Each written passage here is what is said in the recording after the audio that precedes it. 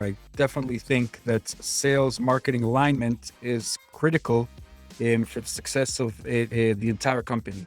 What we do in terms of the alignment between sales and marketing is first and foremost, create as much transparency as we can. And transparency is letting them know what we're looking at and letting us understand what they're looking at. But other than that, we work in an ABM approach, fully blown A, which means that we only invest in accounts that we know who they are and the people that are on those accounts. And when we built the TAM, total addressable market, it was signed off and fully approved and acknowledged by both sales and marketing, which means that all of the efforts are always aimed toward the same audience, right? So we have our total addressable market, we have a selected addressable market. It's broken down into tiers, and each and every one understands what they're working on, and we make sure that all of our marketing artillery is aimed toward the same audience. I also was asked this question when I was interviewed at another podcast a couple weeks ago. I was asked, what is ABM? And one of the best definitions that I heard, probably say 4 or 5 years ago when I started looking into this field, the definition was the perfect alignment between sales and marketing.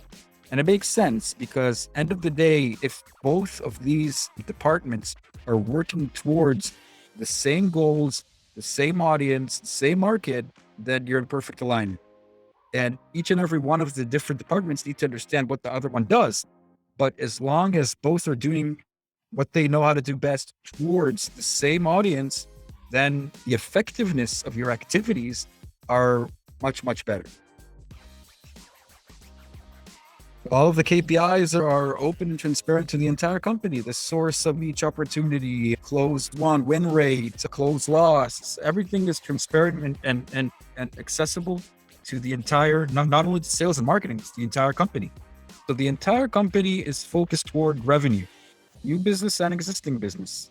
And then each and every one of the initiatives that are worked on or started or is ongoing needs to be tied to revenue.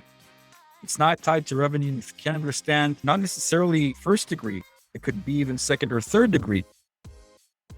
It's a good question. So, what I try to describe here is the utopia, right? But it's not always like that.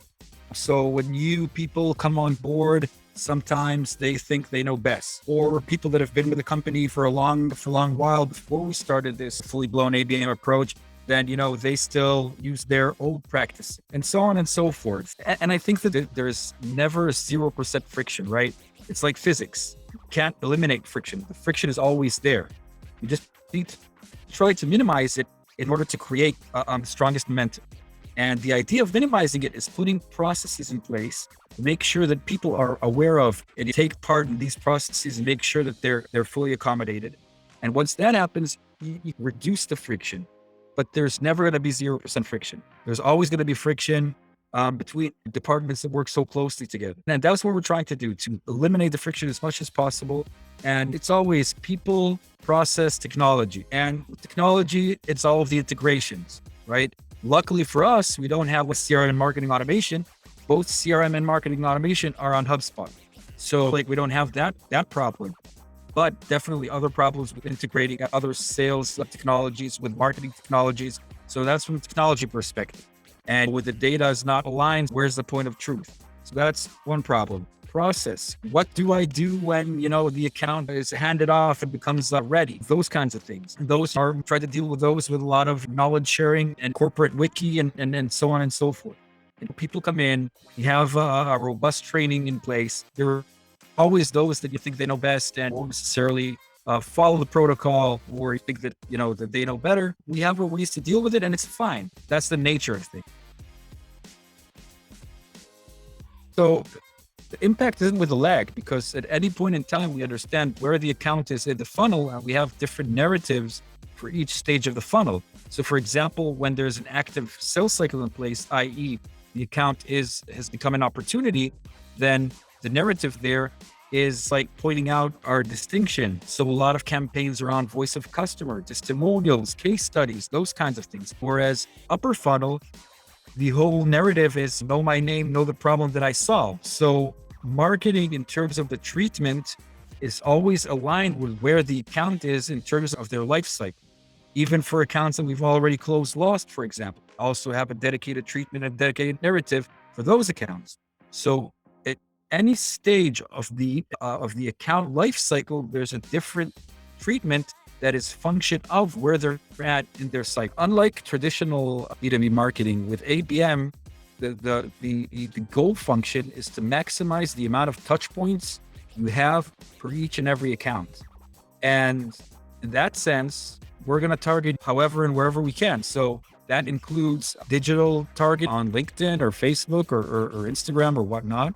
That includes email marketing. That includes event marketing.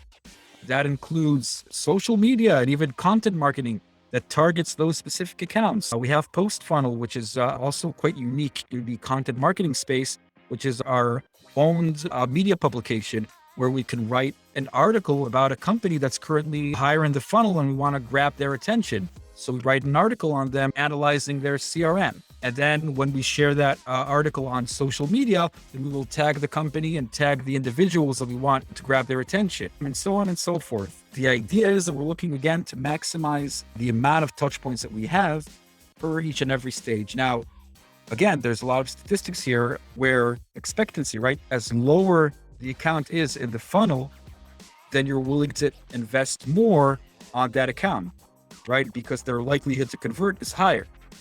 So your investment is also a function of the likelihood to convert that account. Each and every one of the activities we always measure with a control group. So we set aside a group that is not exposed to our marketing activity. And then we have the group that is exposed. And the thesis is that even regardless of the marketing activity, something would have happened. Many times they would, come in through SEO or other activities that you do across the board. And then we set them aside and they're isolated from marketing treatments. And then when we're able to compare between the two, you can calculate the uplift is the marginal impact of your activity. And then based on that, you understand exactly what's your ROI and you understand how much you can invest. So that's for the more gaugeable and quantable things. Then you always have the CAC LTV approach. You're trying to reach a magnitude of 3, right? You want your CAC to be a third of your LTV, at least, or lower than that. And then you build your budget based on that. You understand what your LTV is. You always need to have also an experimentation budget. And then other areas that are less gaugeable, say, PR is discipline that's very hard to find or directly attribute business KPI to. There are several different KPIs for PR, share of voice and yada, but then looking to connect it to revenue, it's hard because we're not looking again to generate leads off of PR.